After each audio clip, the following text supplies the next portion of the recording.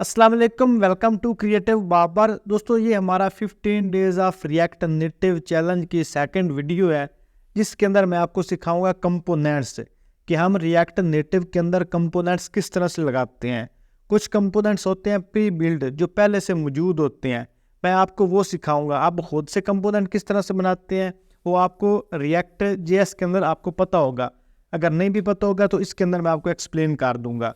अब जो by default components होते हैं वो होता है सबसे पहले व्यू, कि आपने कोई डाटा दिखाना किस तरह से है अपने पेज के अंदर या अपनी रिएक्ट नेटिव ऐप के अंदर, क्योंकि यहाँ पे आपके डिव, सेक्शन टैग, नैव टैग कुछ भी वर्क नहीं करता। यहाँ पे आपने यूज़ करना होता है व्यू। फिर आपका टेक्स्ट कंपोनेंट, कि आपने अगर कोई टेक्स्ट डिस्प्ले करवाना है, चाहे आपकी हेडिंग हो या स्मॉल टेक्स्ट हो, तो आपने टेक्स्ट कंपोनेंट का इस्तेमाल करना है। फिर इमेज कंपोनेंट है। अब इमेज अगर आपकी फोल्डर स्ट्रक्चर के अंदर मौजूद है, आपके फोल्डर्स के अंदर मौजूद है, तब उसको अगर लिंक करना है तो मेथड और होगा। अगर आपकी पिक्चर पड़ी है कहीं और, मतलब अनस्प्लैश वेबसाइट है या आपने किसी ऑनलाइन पिक्चर को लिंक करना है, तो तब आपका मेथड और होगा। तो दोनों मेथड मैं आपको सिखाऊंगा। फिर मैं आपको सिखाऊंगा टेक्स्ट इनपुट। वैसे तो हम नॉर्मल वेब डेवलपमेंट में इनपुट का टैग इस्तेमाल करते हैं, लेकिन यहाँ पे हम इनपुट का टैग इस्तेमाल नहीं करते, हम यहाँ पे इस्तेमाल करते हैं टेक्स्ट इनपुट। और इसके मैं इवेंट भी आपको सिखाऊंगा कि किस तरह से हम इसका टेक्स्ट चेंज करते हैं और उसके ऊपर इवेंट कॉल करते हैं। फिर स्टाइल शीट, कि आपने किसी भी कंपोनेंट को स्टाइल करना है, तो कंपोनेंट को स्टाइल करने के लिए हमें अलग से एक स्टाइल शीट कंपोनेंट को इंपोर्ट करना पड़ता है, और बहुत ही ईजी है, कोई मुश्किल बात इसमें नहीं है। फिर स्क्रॉल व्यू। स्क्रॉल व्यू का मतलब है कि अगर आपका कंटेंट ज़्यादा हो रहा है, चाहे वर्टिकली चाहे हॉरिजॉन्टली, तो आपने उसके अंदर किस तरह से मेथड ऐड करना है कि आपका कंटेंट स्क्रॉल हो। अगर आप स्क्रॉल व्यू नहीं ऐड करेंगे तो आपका कंटेंट फिक्स हो जाएगा और आप उसको देख नहीं सकोगे, आपका ओवरफ्लो हिडन हो जाएगा। लेकिन स्क्रॉल व्यू ऐड करने से आप स्क्रॉल करके अपना सारा कंटेंट देख सकते हो। तो इन सब कंपोनेंट्स को हम बारी बारी सीखते हैं। सबसे पहले हम देखेंगे व्यू कंपोनेंट। अब इन सब कंपोनेंट्स को सीखने के लिए हम सबसे पहले रिएक्ट नेटिव को सेटअप करेंगे। दोस्तों, रिएक्ट नेटिव को सेटअप करने के मैंने आपको 3 तरीके सिखाए थे। सबसे पहला विद एक्सपो डिव, फिर उसके बाद एक्सपो CLI, और साथ में मैंने आपको सिखाया था विद कोड सैंडबॉक्स। आप इसमें से कोई भी इस्तेमाल कर सकते हो, लेकिन हम यूज़ करेंगे विद एक्सपो डिव, क्योंकि ये सबसे ज़्यादा ईजी है और बिगिनर फ्रेंडली है। इसके अंदर आपको CLI में नहीं जाना पड़ रहा, इसके अंदर आपको कोई कमांड नहीं लिखनी पड़ रही। और एज अ बिगिनर आप इसी से स्टार्ट करो। इसमें से आप इसके जो कुछ चंद टॉपिक्स हैं या कुछ कंपोनेंट्स हैं, आप इसके साथ बनाओ। फिर आप डेवलपमेंट मोड में जाना चाहते हो तो फिर आप VS कोड के अंदर आप इसको इनिशियलाइज कर सकते हो। बाय द वे, आप इसको भी इस्तेमाल करोगे ना तो आप एक कंप्लीट ऐप्स बना सकते हो। और मैंने लास्ट जो 1-2 प्रोजेक्ट्स बनाए थे वो मैंने इसी के साथ ही बनाए थे विद एक्सपो स्नैक, मतलब एक्सपो डिव की वेबसाइट के ऊपर। इसके ऊपर आपको ये है कि चूँकि हमने जो VS कोड है इसके अंदर मल्टीपल प्लगइन्स इंस्टॉल किए होते हैं, तो उसके अंदर हमें वो ऑटो कंप्लीट करके दे देता है। इसके अंदर वो चीज़ नहीं है, इसके अंदर आपको ज़्यादातर कोड कस्टम करना पड़ता है। एज अ बिगिनर आपके लिए बहुत ज़्यादा यूज़फुल है, क्योंकि एज अ बिगिनर आपको कोड के जो कंपोनेंट्स है वो याद रखना पड़ते हैं, या आपको नहीं पता कौन सी चीज़ किस तरह से वर्क कर रही है। तो आप इसके साथ स्टार्ट करो। जिस तरह से हम HTML CSS की कोडिंग स्टार्ट करते हैं, तो मैं स्टार्ट करवाता हूँ Notepad++ से, ताकि आपको एक दफ़ा कोड याद हो, आप उसको उसके टैग्स याद हो। तो आपने आ जाना इस डैशबोर्ड के ऊपर, जिस तरह से मैंने आपको इसकी जो प्रीवियस वीडियो है उसके अंदर मैंने आपको सिखाया था इसको सेटअप करना। इसमें ये मेरे प्रीवियस प्रोजेक्ट्स हैं जो मैंने ऑलरेडी बनाए हैं, एक शॉप पेज के नाम से, एक माई पेज और एक लर्न नेटिव। अब यहाँ से मैं एक न्यू स्नैक क्रिएट करूँगा। न्यू स्नैक के ऊपर क्लिक करेंगे, साथ ही हम एक न्यू पेज के ऊपर लैंड कर जाएंगे। अब इसके अंदर आप यहाँ पे इसका टाइटल चेंज कर सकते हो, और साथ में इसका ये प्रीव्यू आ रहा है। ये आपको ना ready to build React Native setup देता है, मतलब इसके अंदर रिएक्ट नेटिव इंस्टॉल है, जस्ट आपने कोडिंग स्टार्ट कर देनी है। जब आपका प्रोजेक्ट कंप्लीट हो जाएगा फिर आप यहाँ से डाउनलोड कर सकते हो। सिंपली बहुत आसान सा है और ये बेस्ट मेथड है। इसके अंदर इसमें आप जो भी कोड कर रहे हो ना, आपका कहीं पे भी एरर आता है, रियल टाइम आपको बताता है कि यहाँ पे आप इसको डिबग करो या यहाँ पे आपका एरर आ रहा है। और इसके अंदर आपने कोई npm पैकेज भी इंस्टॉल करना है, तो जस्ट आप उसको इंपोर्ट करोगे, ऑटोमेटिकली आपको ऑप्शन दे देगा, आपने क्लिक करना है तो वो डिपेंडेंसीज जो है या वो पैकेज आपका पैकेज.json के अंदर ऐड हो जाता है। अच्छा, इसके अंदर ऑलरेडी उन्होंने एक लाइब्रेरी इंस्टॉल की हुई है रिएक्ट नेटिव पेपर। ये सेम उस तरह से है जिस तरह से हम बूटस्ट्रैप का इस्तेमाल करते हैं HTML CSS की वेबसाइट के अंदर, या हम Tailwind CSS का इस्तेमाल करते हैं, या हम कोई भी मतलब कंपोनेंट इस्तेमाल करते हैं यूआई को बेहतर बनाने के लिए। तो हम इसमें से कोई भी इस्तेमाल नहीं कर रहे हैं, मैं सबको डिलीट कर दूंगा यहाँ से, और ये जस्ट ऊपर वाला इंपोर्ट रहने दूंगा, और रिटर्न के अंदर ये जितना कुछ आ रहा है ये सारा मैं ये हटा दूंगा, और ये नीचे वाला कोड भी हटा दूंगा, क्योंकि मैंने आपको बिल्कुल फ्रॉम स्क्रैच चीज़ें सिखानी है। अब देखो यहाँ पे इसका हम नाम चेंज कर सकते हैं, मैं इसका कर देता हूँ लर्न नेटिव स्टॉक। ठीक हो गया। आप कोई भी नाम रखना चाहो रख सकते हो, नाम का इतना कोई इशू नहीं है। वो कहते हैं ना कि नाम में क्या रखा है, तो सेम वही चीज़, नाम में कोई टेंशन नहीं है। ये हमारा स्नैक आ गया। अब इसके अंदर ना जिस तरह से आप रिएक्ट नेटिव के अंदर कंपोनेंट्स बनाते हो, सेम उसी तरह के आपके कंपोनेंट्स हैं। अब हम सबसे पहले सीखेंगे व्यू। तो हमने यहाँ पे लगाना है व्यू। अब देखो यहाँ पे व्यू लगा है, और वी जो इसका कैपिटल अगर छोटा लिखोगे मतलब स्मॉल लेटर होगा तो अब ये वर्क नहीं करेगा। तो आपने व्यू और इसको हमने किया यहाँ पे क्लोज, व्यू को हमने यहाँ पे क्लोज किया, और अभी तक हमारे पास एरर आ रहा है। क्यों? क्योंकि हमने इस व्यू को ऊपर इंपोर्ट करना है। दोस्तों जब भी आपने टेक्स्ट कंपोनेंट इस्तेमाल करना है, व्यू कंपोनेंट इस्तेमाल करना है, या कुछ भी करना है, आप यहाँ से रिएक्ट नेटिव से इंपोर्ट करोगे। तो हम यहाँ पे करेंगे व्यू, यहाँ पे अब हमारा एरर ख़त्म हो गया। अब सबसे पहले आप समझो कि व्यू है क्या। व्यू आपका एक बॉक्स है। जिस तरह से आप अगर वेब डेवलपर हो या आपने पहले HTML CSS सीखी हुई है, तो आपको पता होगा कि हम यूज़ करते हैं डिव का। तो सेम जिस तरह से हम डिव का इस्तेमाल करते थे, यहाँ पे हमने इस्तेमाल करना है व्यू का।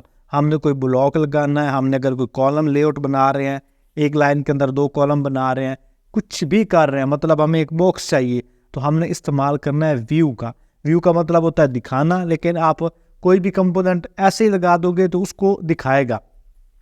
मतलब इसके अंदर आप अगर टेक्स्ट लिखोगे तो वो भी आपको नज़र आएगा, इमेज रखोगे वो भी नज़र आएगी, लेकिन व्यू लगा दोगे तो वो आपका एक अलग से बॉक्स बन जाएगा, जिस तरह से आप सेक्शंस बोलते हो।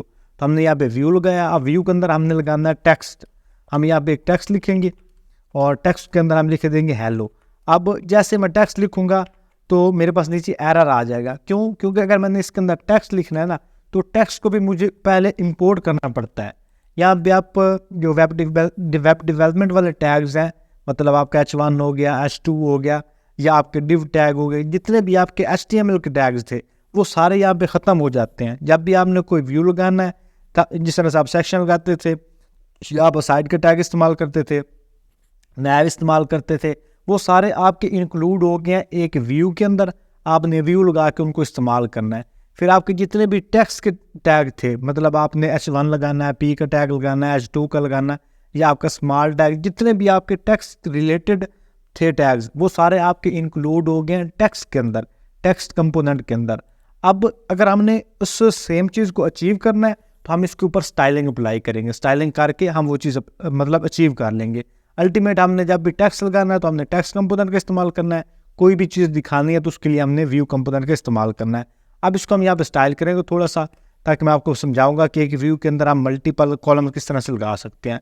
अब यहाँ पे स्टाइल लगाने के लिए सिंपली जिस तरह से आप रिएक्ट नेटिव जो आपका रिएक्ट JS है उसके अंदर आप स्टाइलिंग लिखते हो, यहाँ पे स्टाइल किया, यहाँ पे डबल आपके कर्ली ब्रैकेट्स आ गए। फिर आप यहाँ पे लिखोगे फ्लैक्स डायरेक्शन के अंदर आप यहाँ पे कर दो इसको रॉ।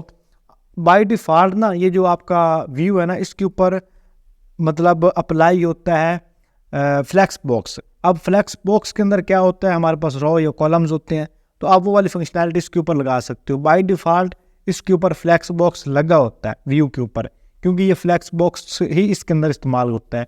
इसके अंदर आप ग्रिड का इस्तेमाल नहीं करते।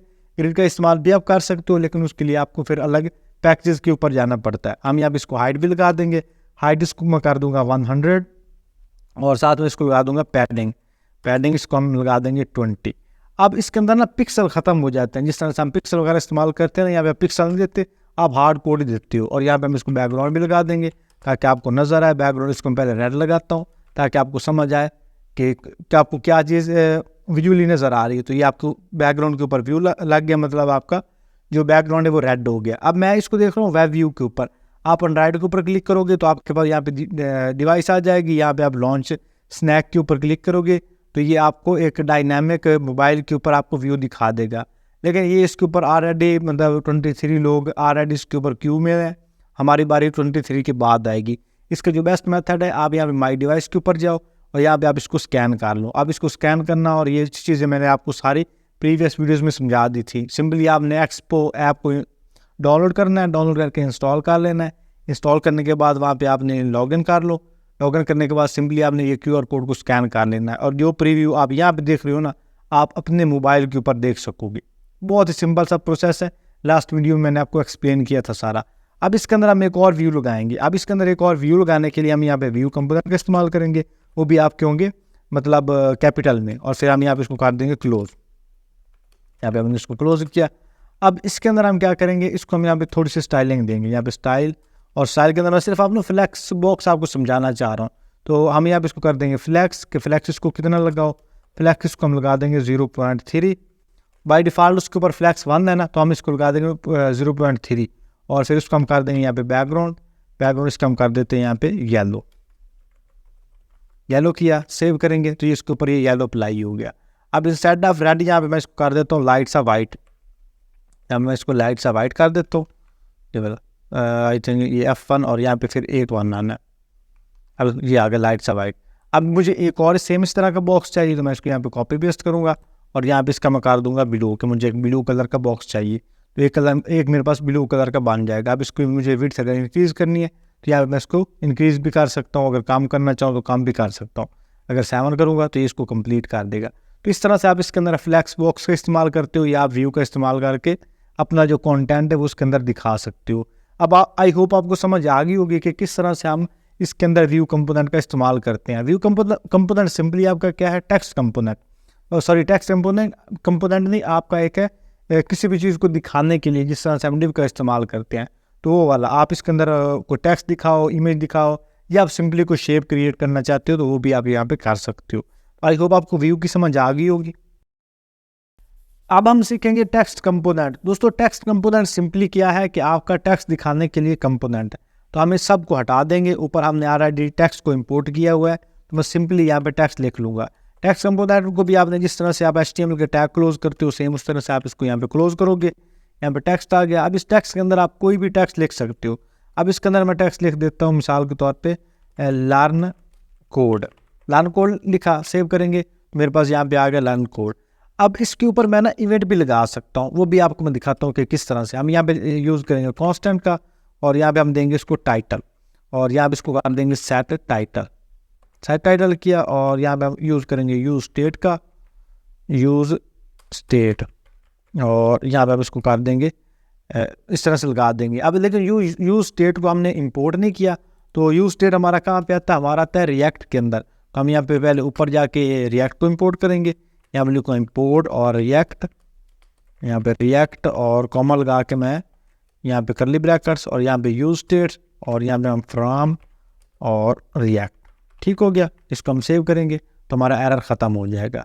अब ये जो टाइटल है ना, टाइटल को मैं इसके अंदर रख दूंगा कि मुझे जो है ना टाइटल वो आपने डिस्प्ले करवाना है। तो यहाँ पे टाइटल लिखूंगा, मेरे पास कुछ भी नज़र नहीं आ रहा, लेकिन अगर मैं यहाँ पे इसको कोई वैल्यू देता हूँ फिर सेव करूँगा, तो जो वैल्यू इसको यहाँ पे मैं प्रोवाइड करूँगा वो वाली वैल्यू मेरे पास यहाँ पे प्रिंट कर देगा। अब मुझे इसको जो सेट टाइटल है उसको चेंज करना है, तो मैं इसके ऑन क्लिक के ऊपर आऊँगा।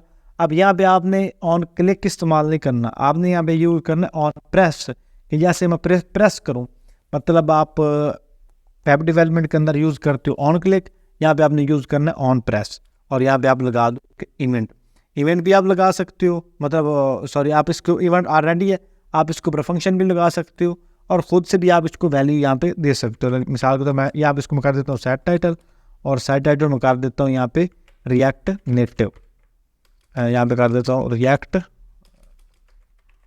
नेटिव, और ऊपर इसको मैं कर देता हूँ यहाँ पे HTML CSS JS। आप इसको यहाँ पे सेव करेंगे,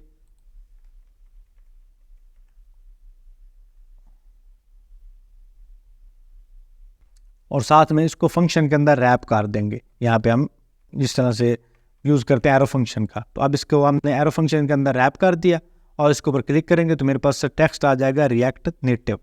अब इसको मैं अलग से एक फंक्शन के अंदर भी लिख सकता हूँ। मैं यहाँ पे इसको कर सकता हूँ कॉन्स्टेंट ऑन प्रेस टाइटल, कि आपके प्रेस करने के ऊपर कौन सा टाइटल यहाँ पे बन जाए। तो यहाँ पे मैं सिंपली इसकी वैल्यू जो है उसको कर दूंगा सेट टाइटल, और सेट टाइटल में कर देता हूँ यहाँ पे लर्न नेटिव।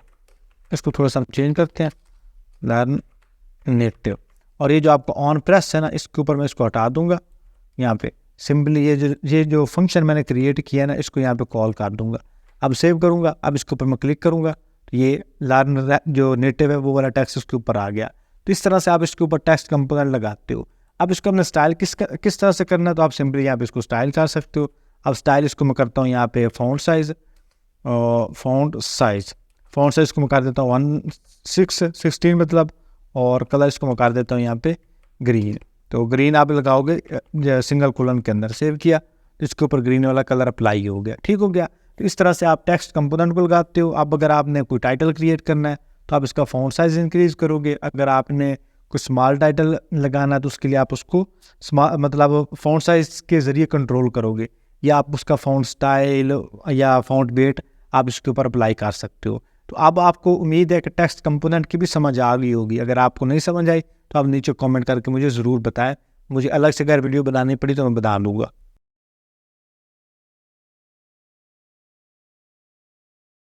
अब हम सीखेंगे इमेज कंपोनेंट को कि किस तरह से हम रिएक्ट नेटिव ऐप के अंदर इमेजेस लगाते हैं। दोस्तों, इमेज को लगाने के हमारे पास दो तरीके होते हैं। अगर तो आपकी इमेज है यूआरएल से, मतलब इमेज कहीं और पे पड़ी हुई है, किसी और वेबसाइट के ऊपर है, आपने उसको लिंक करना, आपने उसका यूआरएल देना है। यूआरएल तो वैसे आपका फाइल के अंदर पड़ी है फाइल, तो उसका भी होगा। लेकिन अगर आपकी अलग से है किसी वेबसाइट से, जिस तरह से आप स्प्लैश हो गया, पिक्सल हो गया, तो आपने वहाँ से किस तरह से लगाना है, और आपने अपनी फाइल के अंदर इमेज पड़ी है तो आपने उसको किस तरह से लगाना है। तो दोनों के अलग अलग तरीके हैं। तो सबसे पहले सब को मैं हटा दूंगा और यहाँ पे मैं इमेज को इंपोर्ट करूँगा। इंस्टेड ऑफ व्यू मैं यहाँ पे इमेज को ही लगाऊंगा, और इस सब को यहाँ पे हटा के मैं लिख दूंगा यहाँ पे इमेज, और इसको मैं सिंगल के अंदर क्लोज कर दूंगा। जिस तरह से आपका सिंगल टैग होता है, इसको सेव करेंगे और ये आपका ऊपर ऑलरेडी ये अच्छा ये वाली ब्रैकेट हमारी नहीं ख़त्म, अब वन पास ठीक आ गया, एरर ख़त्म हो गया। अब इसकी इमेज के ऊपर ना, अगर हमारी जो फाइल है, हमारी जो इमेज है, इस डायरेक्टरी के अंदर पड़ी हुई है, एसेट के अंदर, कंपोनेंट्स के अंदर, तब हम यहाँ पे यूज़ करेंगे रिक्वायर का। तो हम यहाँ पे लिखेंगे सोर्स, और फिर हम यहाँ पे कर देंगे इसको रिक्वायर, इक्वल करेंगे कर्ली ब्रैकेट्स और रिक्वायर। यहाँ पे रिक्वायर किया, और हमारे पास यहाँ पे जो एसेट वाला फोल्डर है ना, इसके अंदर ये एक स्नैक डैश आइकन के नाम से इमेज मौजूद है, तो इसी को मैं लिंक करूँगा। तो यहाँ पे रिक्वायर किया और यहाँ पे इसका यूआरएल दूंगा। इसके लिए आप यहाँ पे सिंगल कोड या डबल कोड्स कोई भी इस्तेमाल कर सकते हो।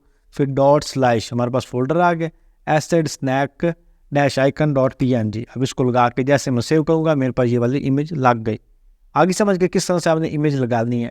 अब ये तो आपकी इमेज वो है ना जो आपके फोल्डर स्ट्रक्चर के अंदर पड़ी हुई है, एसेट का फोल्डर है आपका, या आपका इमेजेस के नाम से फोल्डर है। अब इसको आप स्टाइल भी कर सकते हो, तो स्टाइल करना भी सिंपल है, जिस तरह से मैंने आपको पहले बताया। और जो अपकमिंग आपका आ रहा है स्टाइल वाला कंपोनेंट, उसके अंदर भी मैं आपको सिखाऊंगा कि आपने किस तरह से स्टाइलिंग अप्लाई करनी होती है। अब ये आपको हो गया एक तरीका। अब दूसरे तरीके के अंदर आपकी इमेज कहीं और पे पड़ी हुई है, तो आप यहाँ पे सेम इमेज का इस्तेमाल करोगे, जिस तरह से हमने पहले इमेज कंपोनेंट का इस्तेमाल किया। फिर आप यहाँ पे यूज़ करेंगे सोर्स का, और यहाँ पे हम इसको यहाँ पे इक्वल, फिर यहाँ पे आपने डबल कर्ली ब्रैकेट्स लगानी है, और आपने यहाँ पे यूज़ करना है यूआरआई का मतलब आपका यूआरएल, फिर डबल कोलन और ये सिंगल कोट्स। अब सिंगल कोट्स के अंदर आपने ये जो आपका मतलब यूआरएल होना उसको पेस्ट करना है, और सेम आपने यहाँ पे इमेज टैग को क्लोज भी कर देना है। इसको आप यहाँ पे क्लोज कर दोगे। इसको क्लोज करने के बाद आप यहाँ पे ये जो आपका पहले वाला ना, इसको आप चाहे कमेंट कर दो। अगर आपने कमेंट नहीं करना तो आप इसको एक व्यू के अंदर लगा दो। यहाँ पे आप एक व्यू लगा दो, ताकि आपको क्योंकि आप सिंगल कोड आप इस तरह से नहीं ना मतलब अप्लाई करवा सकते, क्या सेम इमेज टैग को हम बार बार इस तरह से नहीं कर सकते। हमें पहले लगाना पड़ेगा इसको व्यू के अंदर, या सिंपल जो फ्रैगमेंट्स होते हैं उसके अंदर। तो यहाँ फ्रैगमेंट मतलब आपका ये खाली ब्रैकेट्स होती हैं। इस तरह से आपने रिएक्ट को सीखा होगा, तो ये आपके फ्रैगमेंट होते हैं। ठीक हो गया। मैं वो प्रैक्टिकल वर्ड बोल के आपको कंफ्यूज नहीं करना चाहता कि समटाइम बंदा बोल देता है फ्रैगमेंट है या कंपोनेंट है, तो जो बिगिनर्स होते हैं उनको समझ नहीं आती। तो अगर आपको किसी चीज़ की समझ ना आए तो आपने जो कमेंट करे, मैं आपको उर्दू में बताऊँगा, हिंदी में बताऊँगा, पंजाबी में बताऊँगा, जैसे आपको समझ आएगी। अच्छा, अब यहाँ पे मुझे इमेज लगाने हैं, तो यहाँ पे अनस्प्लैश के ऊपर जाऊँगा। आप अनस्प्लैश के ऊपर चले जाओ, या किसी भी आपकी जो फोटो वाली है ना वेबसाइट, आप उसके अंदर जा सकते हो। ठीक हो गया। अब ये वाली इमेज मुझे लगानी है, मैं लड़की की नहीं लगाऊंगा, ये वाली लगाऊंगा। इसके ऊपर क्लिक करें।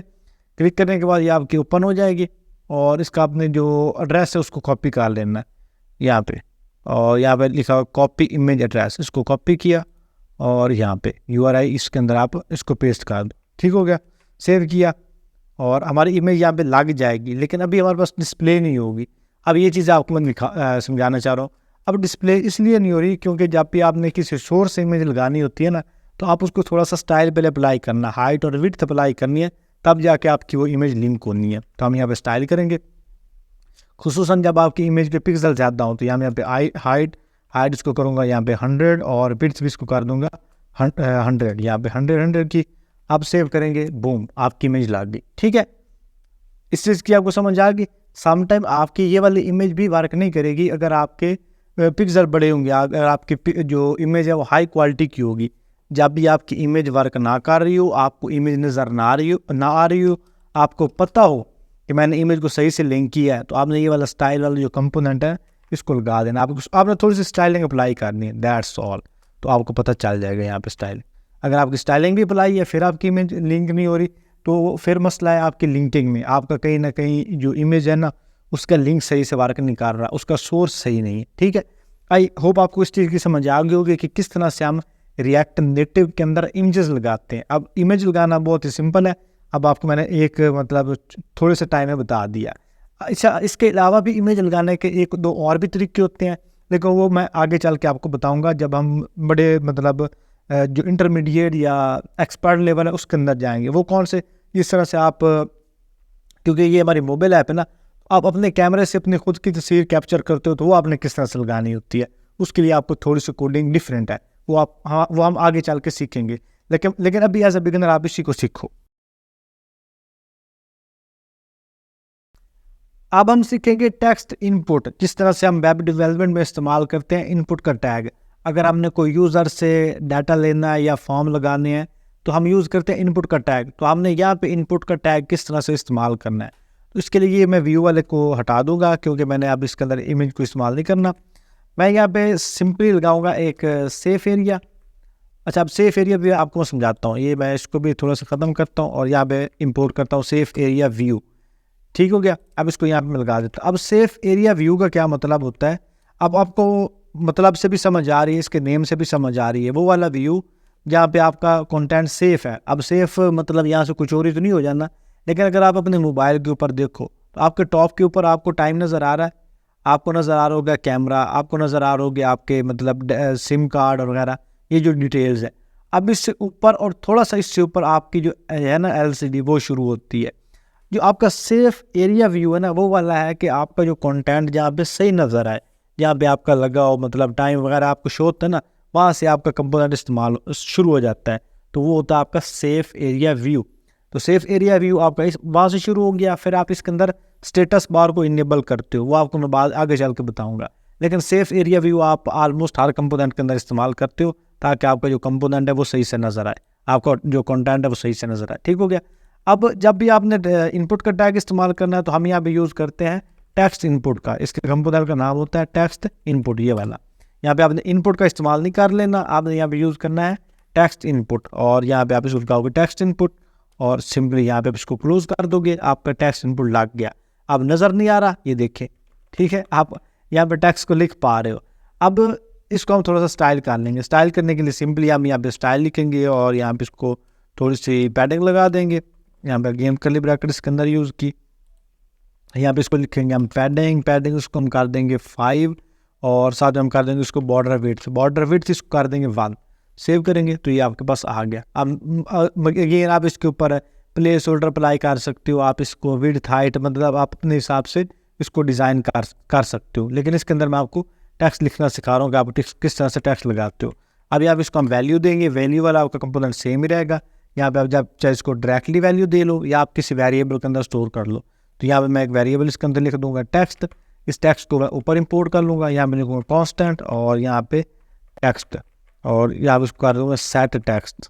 ठीक हो गया। और यहाँ पे और इसको मैं कर देता हूँ यहाँ पे यूज स्टेट और इसको कर दूँगा एम्प्टी। ठीक हो गया। अब इसके अंदर अगर मैं कोई टेक्स्ट दूंगा, अगर मैं इसके अंदर देता हूँ ये वाला टेक्स्ट जैसे सेव करूँगा तो ये टेक्स्ट मेरे पास यहाँ पे डिस्प्ले हो गया। अब मुझे ये बिल्कुल खाली चाहिए, इसको यहाँ पे मैं एम्प्टी कर दूंगा। अब मुझे इसके अंदर टेक्स्ट को चेंज करना है। अब इसको मैंने इंटर किया, अब इसके अंदर मैं टेक्स्ट लिखने की कोशिश कर रहा हूँ लेकिन मैं इसको लिख नहीं पा रहा। क्योंकि जब भी आपने इनपुट जो आपकी है ना टैग, इसके ऊपर आपका टेक्स्ट लिखना होता है। अगर आपने R&D इसको वैल्यू अप्लाई कर दी है ना, तब आप इसके ऊपर इवेंट लगाते हो ऑन चेंज टेक्स्ट। यहाँ पे आप यूज़ करते हो ऑन चेंज टेक्स्ट का, और अगर आप वेब डेवलपमेंट कर रहे हो तो वहाँ पे आप इस्तेमाल करते हो ऑन चेंज इवेंट का। तो यहाँ पे आपका होता है ऑन चेंज टेक्स्ट, ये आपको होता है इवेंट। ठीक हो गया। और इसके ऊपर आप कर दो ये आपका सेट टेक्स्ट, इसको आप इक्वल कर दो इसके। अब जो भी इसके अंदर मैं टेक्स्ट लिखूंगा वो इसके ऊपर अप्लाई होगा और मैं इसको लिख सकता हूँ। अब इसको व्यू करने के लिए कि वाकई आपका जो टेक्स्ट ये वाला अपडेट हो रहा है, तो आप यहाँ पे एक और टेक्स्ट कंपोनेंट लगाओ, ऊपर टॉप पे आप लगा दो टेक्स्ट कंपोनेंट यहाँ पे, और इसको आप कर दो यहाँ पे क्लोज, सिंपली क्लोज हो गया। और इसके अंदर आप ये जो टेक्स्ट है ना उसको पास कर दो, यहाँ पे टेक्स्ट को पास किया, और ये जो आपका टेक्स्ट है इसको आप ऊपर इंपोर्ट भी कर लो। यहाँ पे लिखूंगा टेक्स्ट और कॉमा, सेव करेंगे। आप सेव करने की जरूरत नहीं, ऑटोमेटिकली इसको सेव कर देता है। अब इसके अंदर मैं लिखता हूँ यहाँ पे बाबर, तो ऊपर भी मेरे पास बाबर डिस्प्ले हो रहा है। अब इसको मैं यहाँ पे अलग से स्टाइल भी कर सकता हूँ, यहाँ पे स्टाइल करूँगा और इसका मैं कलर कर दूंगा यहाँ पे ग्रीन किया, और अब हम सेव करेंगे। अब इसके अंदर कोई मैं टेक्स्ट लिखूंगा, ऊपर मेरे पास ग्रीन में शो हो रहा है।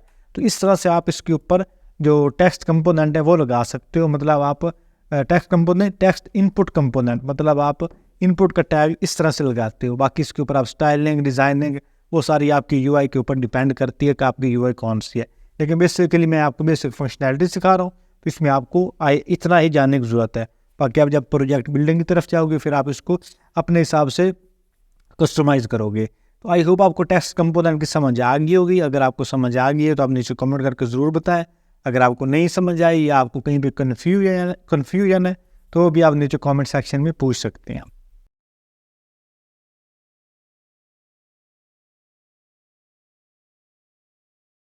अब हम सीखेंगे स्टाइल शीट को कि किस तरह से हम रिएक्ट नेटिव के अंदर कंपोनेंट्स को स्टाइल कर सकते हैं। दोस्तों, कंपोनेंट्स को स्टाइल करने के आपके पास दो तरीके हैं। एक आपके है इंटरनल CSS या इनलाइन CSS, जो आप एक टैग के अंदर ही इस्तेमाल करते हो। दूसरी आपके पास होती है पेज के अंदर ही, मतलब आपका ये वाला पेज है ना, इसी पेज के अंदर आप स्टाइलिंग को अप्लाई करवाओ, वो आपको बताऊंगा। और फिर आपकी होती है एक्सटर्नल CSS, कि आप अलग से CSS डिफाइन करके उसको आप किस तरह से लिंक करते हो अपने कंपोनेंट के अंदर।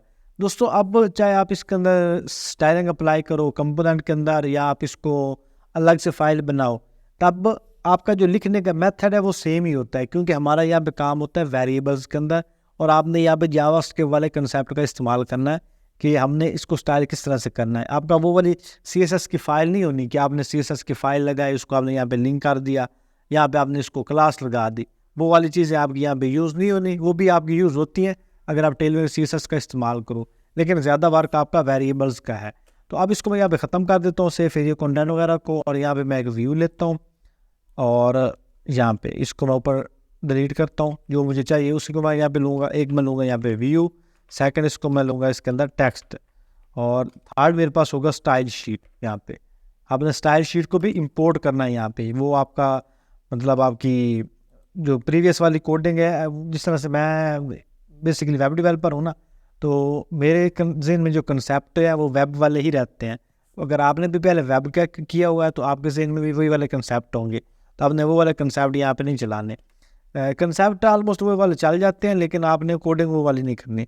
यहाँ पे आपकी कोडिंग थोड़ी सी डिफरेंट है। अब यहाँ पे व्यू लगाया, अब व्यू को यहाँ पे हम कर देंगे क्लोज, जिस तरह से मैंने आपको व्यू लगाना सिखा दिया था। जैसे व्यू को लगाएंगे हमारे जो एरर है वो ख़त्म हो गया। अब इसके ऊपर हम यहाँ यूज़ करेंगे स्टाइल को। अब स्टाइल हमने किस तरह से इस्तेमाल करना, हमने इसके ऊपर ये स्टाइल वाला एट्रीब्यूट लगाना है, फिर यहाँ पे हम इसको देंगे स्टाइल्स। तो अगर आप इनलाइन CSS इस्तेमाल कर रहे हो फिर आप इसके अंदर डबल कर्ली ब्रैकेट्स दोगे, लेकिन अगर आप स्टाइल शीट के अंदर लिखोगे तब आपने यहाँ पे करना स्टाइल्स। तो यहाँ पे स्टाइल्स डॉट कंटेनर। अब ये स्टाइल्स क्या है, अब स्टाइल आपको अभी मैं समझाता हूँ। ये आपका ना वेरिएबल का नाम है, आप यहाँ पे कोई भी नाम रख सकते हो। यहाँ पे मैं नीचे लिखूँगा कांस्टेंट और इसको मैं कर दूंगा स्टाइल्स। अब ये जो स्टाइल है ना, ये वाला स्टाइल है। या बाबर करूँ तो यहाँ पे मुझे बाबर देना पड़ेगा, यहाँ पे मैं करूँ अली हैदर तो मुझे अली हैदर देना पड़ेगा, यहाँ पे मैं लिखूँगा फेसबुक तो मुझे यहाँ पे फेसबुक लिखना पड़ेगा। मतलब ये आपकी वेरिएबल का नाम है। फिर आप इसको इक्वल कर दोगे, फिर आप करोगे यहाँ पे स्टाइल शीट। ये जो ऊपर हमने इंपोर्ट किया, आपने याद रहे कि आपने ऊपर इंपोर्ट करना है, इंपोर्ट नहीं करोगे तो ये वर्क नहीं करेगा। स्टाइल शीट डॉट क्रिएट किया, और फिर हम यहाँ पे इसको देंगे प्रिंसेस, फिर करली ब्रैकेट, दैट्स ऑल।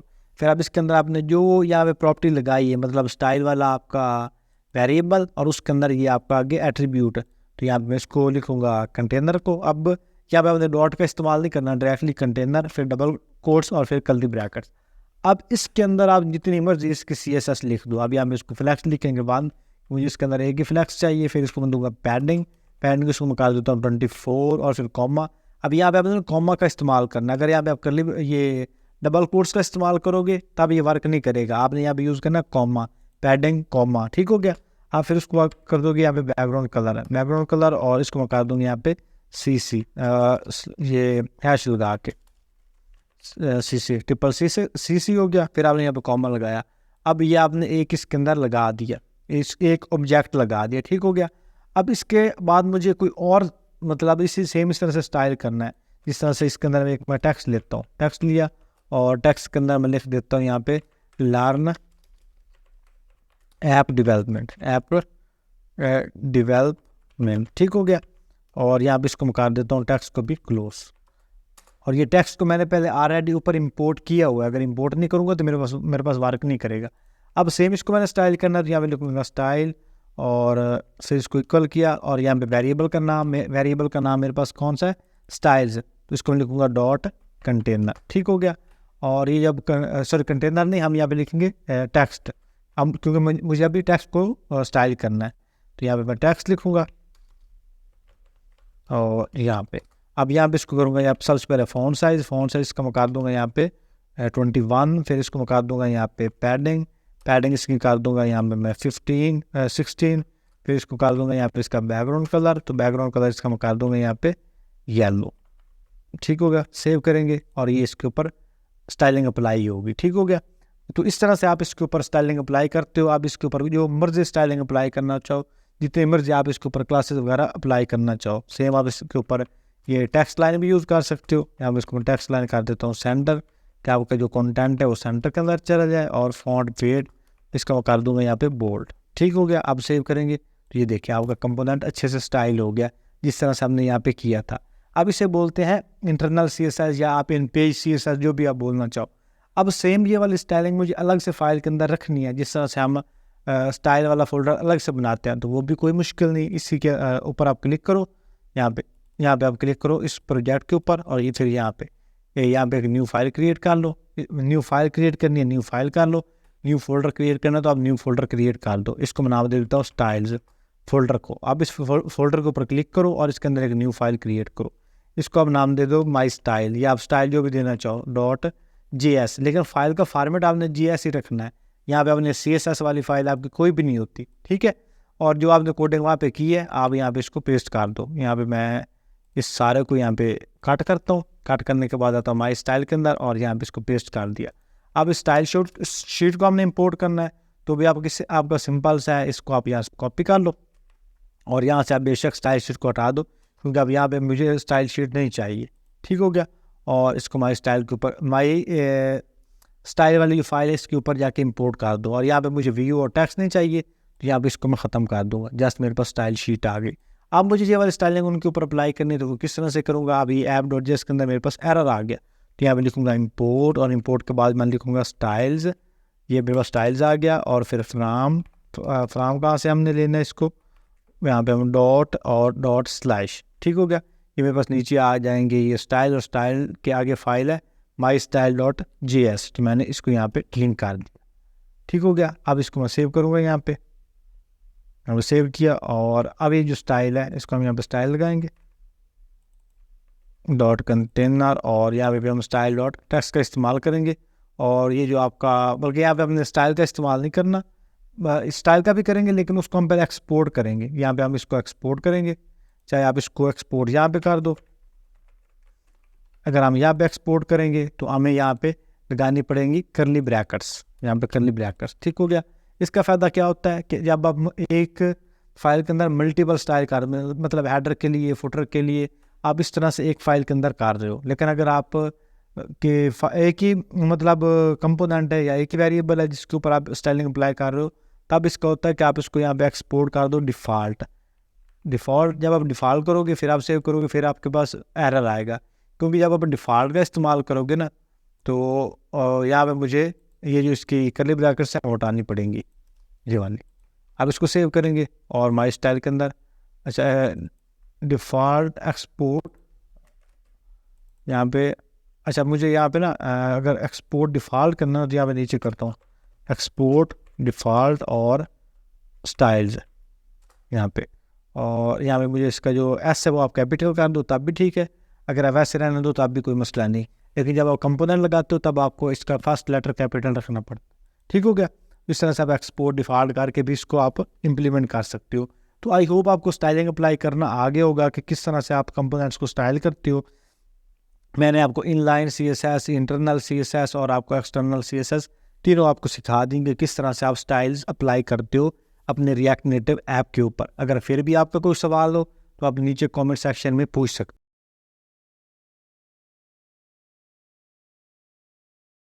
अब हम सीखेंगे स्क्रॉल व्यू को। दोस्तों स्क्रॉल व्यू क्या है? जब भी आप एक वेबसाइट के ऊपर कंटेंट देखते हो कि आपका एक पेज से ज़्यादा कंटेंट हो गया है और आप ऊपर से नीचे इसको स्क्रॉल करते हो, मतलब आप ऊपर इसको करते हो कंटेंट को, आप मतलब फिंगर से ऊपर करते जाते हो, आपको नीचे वीडियोस नज़र आती रहती हैं, उसे बोलते हैं स्क्रॉल व्यू। स्क्रॉल व्यू आपके पास दो तरह का होता है, एक आपके पास होता है हॉरिजॉन्टल और एक आपके पास होता है वर्टिकल। दोनों मैं आपको सिखाऊंगा। जिस तरह से अगर आप यूट्यूब शॉर्ट्स देखो तो यूट्यूब शॉर्ट्स के ऊपर जो स्क्रॉल लगा हुआ है ना, वो लगा हुआ आपका स्क्रॉल हॉरिजॉन्टल, और जो आपका मेन पेज है, जो यूट्यूब का मेन पेज है, उसका स्क्रॉल है आपके पास स्क्रॉल वर्टिकल। मैं आपको भी यूट्यूब ऐप को ओपन करके यहाँ पे दिखाता हूँ youtube.com। मैं आपको यहाँ पे ना पहले स्क्रॉल व्यू दिखाना चाहता हूँ कि स्क्रॉल व्यू क्या है। अब ये देखो कंटेंट, अब ये कंटेंट हमारे पास क्या है, एक पेज से ज़्यादा है, तो हम नीचे यहाँ पे इसको करेंगे, ये देखिए ये आपको ये नीचे कंटेंट स्क्रॉल हो रहा है ना, इसे बोलते हैं स्क्रॉल, मतलब आपका है वर्टिकल स्क्रॉल, इसे ये आपका बाय डिफ़ॉल्ट लगा होता है। और ये जो आपको शॉर्ट नज़र आ रही है, आपको शॉर्ट वीडियोस नज़र आ रही है ना, इनमें से मैं किसी को प्ले नहीं करूँगा, लेकिन अगर जब आप मोबाइल के ऊपर होते हो ना, तब इसको फिंगर से ऐसे आगे करते हो। अगर इसको यहाँ पर कर, तो मेरे पास यहाँ पे आई थिंक कंप्यूटर पर नहीं हो रहा, ये देखिए यहाँ पे, ये देखिए ये वाली, ये मेन्यूज़ नज़र आ, ये आपके जो मेन्यूज़ हो रहे हैं ना आगे पीछे, इसे बोलते हैं आपका हॉरिजॉन्टल स्क्रॉल व्यू। तो इसको हम किस तरह से लगाते हैं रिएक्ट नेटिव ऐप के अंदर, वो कंपोनेंट आपको मैं सिखा रहा हूँ। यहाँ पे आएंगे और यहाँ पे हम इसको पहले इंपोर्ट करेंगे। पहले हम इसके अंदर इंपोर्ट कर लेते हैं safe area view, safe area view, और सेकंड इसके अंदर हम कर लेंगे स्क्रॉल व्यू, स्क्रॉल व्यू यहाँ पे, और सेफ एरिया व्यू को हम यहाँ पे पहले लगाएंगे। यहाँ पे हम इसको क्लोज कर देंगे या, और ठीक हो गया। अब इसके अंदर हम यहाँ पे लिखेंगे स्क्रॉल व्यू को, तो यहाँ पे हम स्क्रॉल व्यू को इंपोर्ट किया, इंपोर्ट ऑलरेडी है हमारे पास, हम यहाँ पे इसको जस्ट कॉल करेंगे। अब इसके अंदर हम कोई भी टेक्स्ट लिखेंगे वो हमारा स्क्रॉल होगा यहाँ पे। अब इसके अंदर एक मैं लेता हूँ यहाँ पे टेक्स्ट कंपोनेंट को भी यहाँ पे, ताकि मुझे टेक्स्ट भी नज़र आए ना कि कौन सा इसके अंदर लिख देता हूँ मैं हेलो वर्ल्ड। आप जो भी टेक्स्ट लिखना चाहो आप यहाँ पे इसको लिख सकते हो। ठीक हो गया। और ये जो आपका स्क्रॉल व्यू है ना, ये आप पहले इस टेक्स्ट को भी पहले इंपोर्ट कर लो ऊपर यहाँ पे, साथ में इसको आप यहाँ पे स्टाइल कर दो।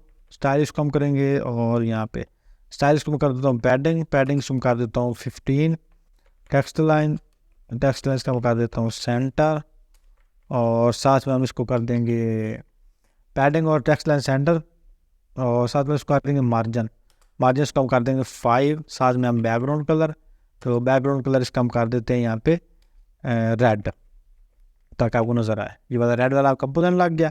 अब इसको हम ना यहाँ पे मल्टीपल टाइम कॉपी पेस्ट करते हैं। यहाँ पे कॉपी किया और यहाँ पे पेस्ट करी गया, निरे कंपोनेंट हो जाए, आपके निरे कंपोनेंट बन गए, मतलब बहुत ज़्यादा।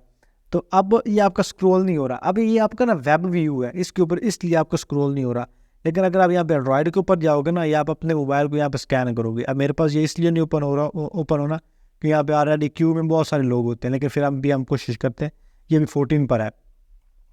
लेकिन मैं इसको ना आपको दिखा सकता हूँ हॉरिजॉन्टल, मैं जस्ट इसके ऊपर लिखूंगा ना हॉरिजॉन्टल, आप सेव करूँगा, और अब अभी आपको यहाँ पे चेक कराऊँ तो ये आपका हॉरिजॉन्टली स्क्रॉल बन गया। ये वाला ये आपको मैंने यूट्यूब पे दिखाया था ना, ये वाला स्क्रॉल, ये वाला बन गया। अब ये वाला जो आपका ना स्क्रॉल, इसको आप फिंगर के साथ ऑपरेट करते हो, मतलब आप फिंगर के साथ ना ऐसे आगे करते हो ना, तो ये आपका आगे मतलब चलता रहता है, एक स्लाइडर टाइप ये वाला। ठीक हो गया। अब इसको आप अगर ख़त्म करना है तो ख़त्म करना बहुत आसान है, मतलब नीचे जो आपको स्क्रॉल नज़र आ रहा है उसको ख़त्म करना है, क्योंकि ये आपको बाय डिफ़ॉल्ट नज़र नहीं आता। तो आप यहाँ पे लिखोगे शो हॉरिजॉन्टल स्क्रॉल इंडिकेटर, तो इसको आप यहाँ पे कर दोगे फॉल्स। ठीक हो गया, आप सेव करेंगे तो ये आपका नीचे से ख़त्म हो जाएगा। अब आप इसको वेब व्यू के ऊपर नहीं कर सकते, लेकिन अगर आप एंड्रॉयड के ऊपर जाओगे तो एंड्रॉयड के ऊपर कर सकते हो, लेकिन एंड्रॉयड के ऊपर यहाँ पे टाइम बहुत दे रहा है,